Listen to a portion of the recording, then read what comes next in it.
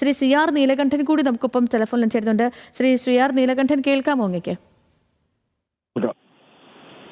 ഇപ്പോ മാധവ് ഗാഡ്ഗിലിന്റെ വിയോഗം അത് നമ്മൾ സംസാരിച്ചുകൊണ്ടിരിക്കുകയായിരുന്നു. ശ്രീ നീലകണ്ഠൻ, ഇപ്പോൾ സ്വതന്ത്രവും സത്യസന്ധവുമായ ഒരു നിലപാട് കൂടിയാണ് വിട വാങ്ങിയിരിക്കുന്നത്.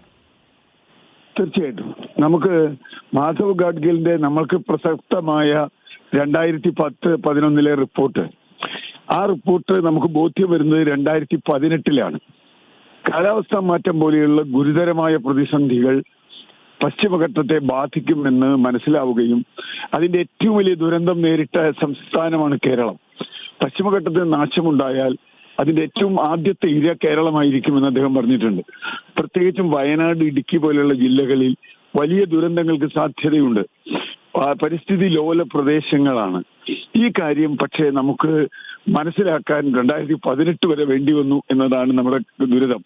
അദ്ദേഹത്തിന്റെ റിപ്പോർട്ട് സത്യസന്ധമായി നമ്മുടെ ഗ്രാമസഭകളിൽ ചർച്ച ചെയ്യണമെന്ന് കൃത്യമായി ആവശ്യപ്പെട്ടിരുന്നതാണ്.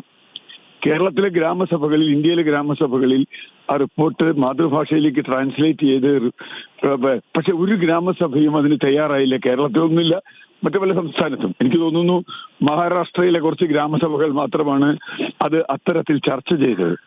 അത് ചർച്ച ചെയ്യാൻ തയ്യാറായിരുന്നുവെങ്കിൽ ഇപ്പോൾ ഉള്ള ഒരുപാട് തെറ്റിദ്ധാരണകളെ സംബന്ധിച്ചുണ്ടായിരുന്നു. ഇപ്പോൾ മനുഷ്യ വന്യജീവി സംഘർഷം വളരെ രൂക്ഷമാണ്. ആ ഘട്ടത്തിൽ പോലും നമുക്കറിയാം മാധവ് ഗാഡ്ഗിലിന്റെ റിപ്പോർട്ട് എത്ര പ്രത്യേകതയുള്ളതാണ്. കാരണം പന്നികളെ വെടിവെച്ച് കൊന്ന് അതിന്റെ മാംസം കഴിക്കാവുന്നവർ കഴിക്കണമെന്ന് പറഞ്ഞ ആളാണ് മാധവ് ഗാഡ്ഗിൽ. ഞാൻ പറഞ്ഞത്, അദ്ദേഹം കർഷക വിരുദ്ധനോ അദ്ദേഹം ജനവിരുദ്ധനോ ആയിരുന്നില്ല. പ്രകൃതി സൗഹൃദമല്ലാതെ ഇനി ജീവിതം തുടരാൻ പറ്റില്ല എന്ന് വിശ്വസിച്ച ഒരാളായിരുന്നു.